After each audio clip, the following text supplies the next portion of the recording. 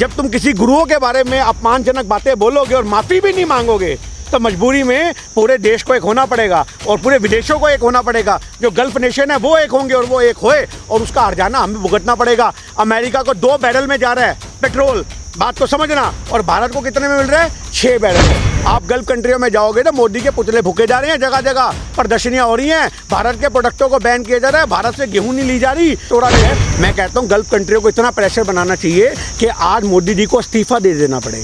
मोदी जी इतना मजबूर हो जाए कि बोले मुझे बख्श दो, मैं इस्तीफा देने को तैयार हूँ, पर हमारे हिंदुस्तान के लोगों को बचा के। पूरी की पूरी जो गल्फ कंट्री है वहाँ इंडियन के प्रोडक्टों की होली जल रही है, बैन कर दिया गया उन प्रोडक्टों को। आज वहाँ से लात मारी जा रही है अंधभक्तों को, जो अंधभक्त वहाँ सोशल मीडिया पे एक्टिव थे ना, जिन्होंने सपोर्ट करा है। आज सबका इंडिया का टिकट कट रहा है, सबका बारी बारी सारे अंधभक्त हिंदुस्तान में आएंगे। देखिए मजबूरी का सौदा है बीजेपी के लिए। मोदी जी की जो गल्फ कंट्रियों में वोट लगाई गई है ये उसका असर है। नवीन जिंदल या नुपुर शर्मा, ऐसे तो इनके सारे ही बंदे आप उठा के देख लो, सब नफरत को बोते हैं, सब नफरत का पेड़ काटते हैं। पर आज हकीकत क्या है, नुपुर शर्मा जैसे लोगों को और नवीन जिंदल जैसे लोगों को हटाना बीजेपी की एक बहुत बड़ी मुसीबत है। तलवार लटक रही थी इनकी गर्दन पे, अगर ये उसको नहीं हटाते तो वो गर्दन से इनकी तलवार अलग हो जाती। ये बात आप याद रखना। आज इन शॉर्ट में जो हमारे देश में ये माहौल बनता जा रहा है, ये सारा माहौल जो बना है गल्फ कंट्रियों के प्रेशर में बना है। क्योंकि आपको पता होगा मोदी जी का जो कारनामे हैं जो इन्होंने करा वो विदेशों तक गूंज जाती है और विदेशों में पूरी थूथू हो रही है। तो नुपुर शर्मा को हटाना बीजेपी की मजबूरी है और ये सिर्फ सोशल मीडिया पे ड्रामा है, अंदर से ये सब एक ही है। लेकिन अगर भारत की बात करें, भारत के भी तो लोग लगातार कह रहे थे ना, लेकिन भारत के लोगों पे नहीं किया। मतलब भारत के लोग जब कह रहे थे कि उनको गिरफ्तार किया जाए तो प्रोटेस्ट भी हुए, लेकिन आप कानपुर में देख लीजिए हाल ही में किस तरीके से प्रोटेस्ट हुआ। गल्फ कंट्रीज के क्या इतना देखिए आज हिंदुस्तान के मुसलमानों को मैं हमेशा कहता हूँ यूनिटी में रहने की ज़रूरत है। ये कुछ चुनिंदा लोग अगर प्रोटेस्ट करेंगे तो उनके ऊपर आतंकवादियों के टैग भी लगा दिए जाएंगे। आपको पता होगा कानपुर में जो हुआ तो वहाँ 40 मुसलमानों पे यूएपी एक्ट लगा दिया, आतंकवाद की धाराएं लगा दी, उनकी ज़मीनें जब्त करने के ऑर्डर योगी जी ने दे दिए हैं। आप ये बात बताइए, मतलब आप किसी भी धर्मगुरु के बारे में कुछ भी बोल दो और हमें लोकतंत्र में प्रोटेस्ट करने का भी राइट नहीं। कमाल की बात है। आप वहाँ पे पूरा का पूरा अगर कुछ अच्छा होता है तो योगी जी मोदी जी, कुछ बुरा होता है तो ये पल्ला झाड़ लेते हैं। आज अगर ये इतना बड़ा माहौल आपको देखने को मिला कानपुर में, इसका जिम्मेदार कौन है? योगी सरकार का इस्तीफा होना चाहिए भैया, मांग होनी चाहिए इस्तीफे की। क्यों नहीं मांग की जाती? तो यही चीज़ समझने की बात है कि अच्छा होगा तो मोदी, बुरा होगा तो कांग्रेस, नेहरू, ये जिन्ना, सबकी कब्रें खोदना शुरू कर देते हैं। तो यही सबसे बड़ी बात आपको समझने की जरूरत है। कह रही ना कि हम बुलडोजर चलाने के लिए तैयार। देखिए बुलडोजर क्या बुलडोजर चलाएगी, नफरत पे बुलडोजर चलाओ, नुपुर शर्मा के घर पे चलाओ बुलडोजर, नवीन जिंदल की प्रॉपर्टी जब्त करो, अरबों पर तुमने बना के छोड़ा हुआ है। अपने जो गुर्गे पाल रखे हैं उनका कब इंतजाम करोगे योगी जी? कब पकड़ोगे? कब उनकी प्रॉपर्टी जब्त करोगे? आज सही मायने में बात यह है कि हिंदुस्तान के मुसलमान अगर आवाज़ उठाते हैं तो उनको दबाने के लिए पूरा सिस्टम काम करता है, पूरा सिस्टम। पर आज गल्फ कंट्री ने जब इनके खिलाफ धावा बोल दिया, मोर्चा खोल दिया, तो इनको अक्ल ठिकाने आ गई कि विदेशों में हमारी क्या क्या थू हो रही है। आपको पता होना चाहिए पूरी की पूरी जो गल्फ कंट्री है वहाँ इंडियन के प्रोडक्टों की होली जल रही है, बैन कर दिया गया उन प्रोडक्टों को। आज वहाँ से लात मारी जा रही है अंधभक्तों को, जो अंधभक्त वहाँ सोशल मीडिया पर एक्टिव थे ना, जिन्होंने सपोर्ट करा है। आज सबका इंडिया का टिकट कट रहा है, सबका बारी बारी सारे अंधभक्त हिंदुस्तान में आएंगे और यहाँ आके सिर्फ मोदी करेंगे, रोटियां खत्म तुम्हारी भी। अंधभक्तों, विदेशों में बैठ के गल्फ कंट्री ने तुम्हें कितना दिया खाने को, आज सब तुम्हारा बराबर होगा क्योंकि तुम्हें वहाँ से लात मारी जा रही है। ये चीज़ समझने की बात है। जब तुम किसी गुरुओं के बारे में अपमानजनक बातें बोलोगे और माफ़ी भी नहीं मांगोगे तो मजबूरी में पूरे देश को एक होना पड़ेगा और पूरे विदेशों को एक होना पड़ेगा। जो गल्फ नेशन है वो एक होंगे और वो एक होए और उसका हर्जाना हमें भुगतना पड़ेगा। अमेरिका को 2 बैरल में जा रहा है पेट्रोल, बात को समझना, और भारत को कितने में मिल रहा है? 6 बैरल में। आप इस चीज़ को समझो, $6 बैरल में हमें पेट्रोल मिलेगा, उनको $2 के अंदर 1 बैरल पेट्रोल मिलेगा। आज इस चीज़ को समझो कि हमारे ऊपर अभी कितनी मार पड़ने वाली है। ये इन्होंने अरब कंट्रियों से पंगा लेके सोए हुए शेर की पूंछ पे पैर रख दिया बीजेपी ने, सोए हुए शेर की पूंछ पे। अब वो जब शेर धाड़ रहे हैं तो ये भागते फिर रहे हैं। मोदी जी आपको सोचना चाहिए, आपके सारे पालतू नेता, सारे के सारे पालतू नेता सिर्फ नफरत बांटते हैं क्योंकि उनको चलाने वाला आरएसएस है। जो आरएसएस है वो देश में सिर्फ और सिर्फ हिंदू तत्व को मजबूत करने के लिए मुसलमानों के खिलाफ काम करता है। इस चीज़ को हमें समझने की जरूरत है। भारत को तोड़ोगे तो विदेशों से नाता भी टूटेगा। आज वही चीज़ देखने को मिल रही है। प्रेसिडेंट को भेज दिया जा रहा है कतर पे वापस। मैं कह रहा हूँ इनको जगह जगह से वापस भेजा जाएगा। आपको क्या लग रहा है अभी तो सोशल मीडिया पे जो वहाँ पे मोदी जी के पुतले फूके जा रहे हैं वो तो नेशनल मीडिया दिखाई नहीं रहा। आप इस चीज़ को समझो। आप गल्फ कंट्रियों में जाओगे तो मोदी के पुतले फूके जा रहे हैं, जगह जगह प्रदर्शनियाँ हो रही हैं, भारत के प्रोडक्टों को बैन किया जा रहा है, भारत से गेहूँ नहीं ली जा रही, कितनी चीज़ों को बैन कर दिया, उसका असर किस पे आएगा आप बताओ। अगर आप इंपोर्ट बैन करोगे, एक्सपोर्ट को रोकोगे तो उससे क्या आम जनता पे फर्क नहीं पड़ेगा, हमारे देश के किसानों पे फर्क नहीं पड़ेगा, हमारे देश के जो रिटेल का बिजनेस व्यापार होता है, थोक विक्रेता का व्यापार होता है, खुदरा व्यापार होता है, आज भारत के अंदर 12 लाख करोड़ का खुदरा व्यापार है, आज सारा का सारा प्रभावित होगा किसकी वजह से, सिर्फ मोदी जी की वजह से। अरे देश के लोग भूखे मरने के हालात में हैं जी। आत्मनिर्भर भारत, अरे आत्मनिर्भर, हमारे देश को तो इन्होंने कटोरा पकड़ा दिया, आधा हिंदुस्तान आज कटोरा लेके सड़कों पे घूम रहा है। आप इस चीज़ को समझो, हमारे देश में कुछ नहीं बचा और अंधभक्त उसी प्रजातियों से बिलोंग करते हैं जिनके हाथ में कटोरा है, पर उसमें भी ये क्या करते हैं, आज हिंदुस्तान के बाकी जो भीख मांगने वाले लोग होते हैं वो कहते हैं अल्लाह के नाम पे दे दे, वाहिगुरु के नाम पे दे दे, भगवान के नाम पे दे दे।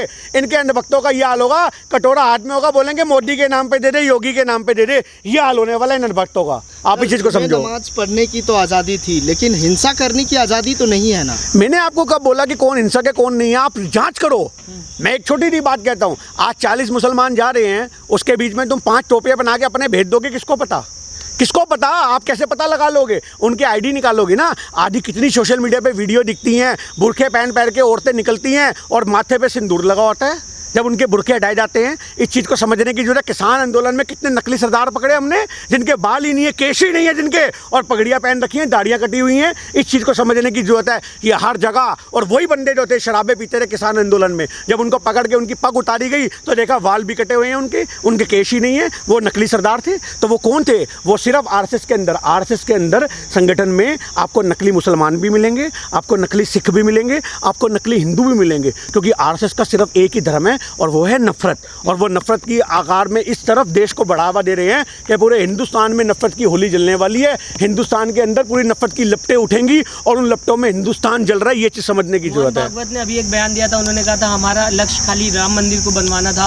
उसके बाद हम खुद नहीं चाहते कि कोई और मस्जिद तोड़ी जाए। तो कहीं ना कहीं इस तरीके के बयान देते हुए दिखाई दे रहे हैं। किस तरीके से देखते हैं? हाँ, तो बीजेपी प्रचार करे, जगह जगह मस्जिदों के पोस्टर लगाए, हम सारी मस्जिदों को खुश रक्षा देंगे। कितने हिंदू संगठन वाले मस्जिदों के बाहर पहरा दें, जो तोड़ने वाले आ रहे हैं उनको पकड़े, भैया मस्जिद क्यों तोड़ रहे हो। कोर्ट के आगे खुद ही यहाँ पे अपनी रिपोर्टें पेश करेगी कोर्ट में कि हम इस मस्जिद को टूटने नहीं देंगे। अरे बात करते हैं यार, ये खुद मिले हुए सारे थाली के चट्टे बट्टे हैं। ये भागवत बड़े लीडर के मुंह से कुछ निकलवाओ, छोटे गुड़ के कुछ करें। आप इस चीज़ को देखो, मतलब कुल मिला करके हमारे ऊपर बात ना है, हमारे बंदों ने कर दिया जी, हमें क्या पता लगा। आप इस चीज़ को समझो। तो आज यही चीज़ समझने की ज़रूरत है। हमारे देश के अंदर जो गल्फ़ कंट्रियों का प्रेशर पड़ रहा है, नपूर शर्मा का जो ताल्लुक है और आज उसको निकालने का जो ताल्लुक है, माफ़ी मंगवाने का ताल्लुक है, मैं कहता हूँ गल्फ़ कंट्रियों को इतना प्रेशर बनाना चाहिए कि आज मोदी जी को इस्तीफ़ा दे देना पड़े। मोदी जी इतना मजबूर हो जाए कि बोले मुझे बख्श दो, मैं इस्तीफ़ा देने को तैयार हूँ, पर हमारे हिंदुस्तान के लोगों को बचा लो। आज सही मायने में जो पेट्रोल मैंने आपको बताया कि उनको $2 प्रति बैरल मिल रहा है और हमें $6 प्रति बैरल मिल रहा है, इसका असर किस पे आएगा? हिंदुस्तान पे आएगा या नहीं आएगा? भारत पे आएगा या नहीं आएगा? आज मोदी जी आपको नैतिकता के आधार पे इस्तीफा देना चाहिए। अगर आप सही मायने में भारत की जनता के हितैषी हो तो आप इस्तीफा दे दो, शायद आपके इस्तीफे से देश का माहौल बदल जाए। वरना देश का माहौल इस कदर आपने कर दिया है कि हिंदुस्तान डूबने की कगार पे पहुंच चुका है। इसके जिम्मेदार सिर्फ आपके नेता और आपकी नीतियां हैं। अंधभक्त ये भी तो कहते हैं 2014 के बाद अगर माना जाए तो देश आज़ाद हुआ, देश डेवलप्ड हुआ, उससे पहले देश में कुछ भी नहीं। हाँ, बिल्कुल कुछ नहीं था। उससे पहले हम आदिवासी थे, केले के पत्ते बांध के घूमते थे, ना कोई गाड़ी थी, ना कोई घोड़ा था, कुछ नहीं था। एरोप्लेन नाम की कोई चीज़ नहीं होती। चिड़िया की तरह जैसे मोदी जी ड्रोन अपना उड़ा रहे हैं, हम भी चिड़िया और चीलों पे बैठ के विदेशों में जाया करते थे। कुछ नहीं था हिंदुस्तान में, कुछ था ही नहीं हिंदुस्तान में। हिंदुस्तान में सिर्फ और सिर्फ हा हु हुलालू, हा हु हुलालू भाले ले लेके हिंदुस्तान के लोग चला करते थे। ये तो मोदी जी आए जिन्होंने बताया कुर्ता क्या होता है, ये तो मोदी जी आए जिन्होंने बताया चश्मा क्या होता है, ये मोदी जी आए जिन्होंने बताया सेलफोन क्या होता है। उससे पहले हिंदुस्तान में कुछ नहीं था। सिर्फ मंदिरों के बाहर अंधभक्त बैठे होते थे कटोरा लेकर के। ये था हिंदुस्तान। ये सब बनाया मोदी जी ने, ये पेड़ मोदी जी ने उगाए, ये हवाएं मोदी जी ने बनाई, ये सूरज चांद भी थोड़े दिन में आपको सुनने को मिलेगा, ये मोदी जी की देन है। ये प्रकृति बसाने वाले मोदी जी है। थोड़े दिन बाद इनको बताएंगे ब्रह्मा के अवतार हैं, थोड़े दिन बाद ये विष्णु के अवतार हैं। हमारे देश में ऐसा नैरेटिव सेट कर दिया जाएगा कि अंधभक्त इसको प्रिटेंड करेंगे, प्रोटेक्ट करेंगे। हाँ, ये पेड़ मोदी जी ने लगाया था पिछले सालों, ये तभी हुआ है। भगवान है। देखिए किन के लिए भगवान है? अंधभक्तों के लिए बिल्कुल भगवान है भाई। आप इस चीज़ को समझो। जो डाकू होते थे ना, वो शैतानों की पूजा करते थे और उन पर टीका लगा कहते थे माँ भवानी करते थे। शैतानों को भी पूजने वाले होते थे, भवानी माँ को तो पूजते थे, शैतानों की पूजा करते थे। तो आज ये चीज़ समझने की जरूरत है। जो आपको बड़े बड़े तांत्रिक दिखते हैं ना, हम भगवानों की पूजा पूजा करते हैं, तांत्रिक शैतानों की पूजा करते हैं। तो ये अंधभक्त शैतानों की पूजा करने वाले लोग हैं, भगवानों से तो इनका वास्ता ही नहीं है। इंसान से तो गलती हो जाती है ना सर, नुपुर शर्मा को माफ कर दीजिए ना तो सर, माफ कलम कर दिए, तो नहीं नाक किया जा नाक सकता। रगड़े, नाक रगड़े। आज प्रॉपर्ट मोहब्बत के बारे में जो उसने बोला, नाक रगड़े, मस्जिदों में जाके माथा टेके, मुसलमान भाइयों से बहनों से गले मिले। और ये नफरत नवीन जिंदल जी को ख़त्म करनी चाहिए, बीजेपी को ख़त्म करनी चाहिए। मोदी जी वहाँ पे मस्जिदों में जाके चादर चढ़ाएं और बोलें कि मोहम्मद साहब हमसे गलती होगी, और पूरा नेशनल मीडिया कवर करे हमारे बंदों से गलती हुई है, हम माफ़ी मांगते हैं। और वो गल्फ कंट्री तक संदेश जाएगा तो शायद जो हिंदुस्तान पे अभी महंगाई की मार पड़ने वाली है पेट्रोल के रूपों में, जो हमारे यहाँ से माल रोका जा रहा है, जो एक्सपोर्ट खत्म किया जा रहा है, शायद उसमें बचाव हो जाए और हिंदुस्तान भारत दोबारा से खड़ा हो पाए। वरना भारत की 2 टांगे तो मोदी जी आपने कटवाई दी हैं, आप याद रखना। ना जिस तरह वो हमारे प्रोडक्ट को बैन कर रहे हैं, हम पेट्रोल और बीफ को बैन कर देते हैं। देखिए आज ये चीज़ तो हम तो कहते हैं बीफ बैन कर देना चाहिए। आज ये सबसे बड़ा सवाल है, आज हिंदुस्तान के अंदर, भारत के अंदर इतने सारे ऐसे राज्य हैं जहाँ पे बीफ लीगल है और कुछ कंट्रियों में इलीगल है। हमें तो आज तक समझ ही नहीं आया ये कौन सा इनका प्रावधान है। आप इस चीज़ को समझो। आपको पता है अकेला यूपी एक ऐसा राज्य है जिसको ये राम राज्य की बात करते हैं, सबसे बड़ा बीफ का एक्सपोर्ट अगर कहीं से होता है तो वो यूपी से होता है। लीगल लाइसेंस है लोगों के पास वहाँ पे सांड को काट के मार के बेचने के लिए। वहाँ ये कहते हैं जो भैंस दूध नहीं देती किस काम की, काट मारो। कहाँ है योगी जी आपका प्रशासन, कहाँ जाता है? आप इस चीज़ को समझो। आज इतना बड़ा जो बीफ का एक्सपोर्ट होता है, आप उसको इंटरनेट पे गूगल पे पढ़ना, उसके संस्थापक कौन है, उसको चलाने वाले कौन है? आरएसएस के बंदे हैं, बीफ का व्यापार करने वाले। और ये मुसलमानों पे कहते हैं आधे से ज़्यादा लाइसेंस हैं बीफ काट के बेचने के, वो भी मुसलमानों के पास नहीं है, वो भी इनके आरएसएस के बंदों के पास है। आप ये बात कहते हो केरल के अंदर वहाँ पे कहते हैं गायें यम्मी हैं जी, गाय मम्मी बाकी जगह पहुंच जाती है। अरे हम तो खुद गाय रक्षक हैं भाई। आप मेरे सामने एक गाय को वट्टा मार के देखो, मैं आपका सर फाड़ दूंगा। आप मार के दिखाओ किसी भी जीव को, जंतु को मेरे सामने। पर सच्चाई ये है कि बीजेपी ये सोचती है कि अगर कहीं से गाय कटने से हमें वोट मिल रहे हैं तो हम कटने देंगे, पर जहाँ गाय को बचाने से वोट मिलेंगे वहाँ हम बचाएंगे। ये चीज़ समझने की बात है। ये गलत राजनीति को ख़त्म करने की जरूरत है। दोहरी राजनीति को किस तरीके से देख रहे हैं आप? एक तरफ गाय बचाने की बात होती है, दूसरी तरफ गाय को, केरल की आपने बात की, केरल में खुद बीजेपी सरकार जो है वो कहीं ना कहीं प्रमोट करती है गाय को। देखिए मैं आपसे ये तो कहता हूँ, वोट बैंक की राजनीति है ना भाई, ये तो भारत के लोगों को समझना चाहिए ना। अगर जो गौ रक्षक दल बने हुए हैं, हम आपका साथ देंगे, हम कांग्रेस के सिपाही आपका साथ देंगे, गली गली आपके साथ घूमेंगे। जो गाय काटने वाले होंगे उनके हाथ पर बांध देंगे, सबको बिठा देंगे कोने में कि भैया कैसे काट रहे हो। पर सच्चाई यही है कि जिन व्यापारों से इनको लाखों करोड़ रुपए का चंदा आता है, ये उसे कैसे ख़त्म कर देंगे। ये चीज़ समझने की बात है। हमारे लिए गाय केरल में भी मम्मी है, हमारे लिए गाय दिल्ली में भी मम्मी है, और वो हमारी मात्र है और हम उसको माँ के रूप में ही देखते आए हैं। गाय का दूध पी के हम भी बड़े हुए हैं, भैंस का दूध पी के हम भी बड़े हुए हैं। आज कोई गाय को, भैंस को डला भी मारता है तो हमारे कलेजे में तलवार ऐसे लगता है किसी ने खोप दी हो। पर अंधभक्तों को समझने की ज़रूरत है कि ये आपकी सरकार बीजेपी की कहीं गाय को कटवा के वोट लेती है, कहीं गाय को माला पहनवा करके वोट लेती है। ये आपको समझने की ज़रूरत है।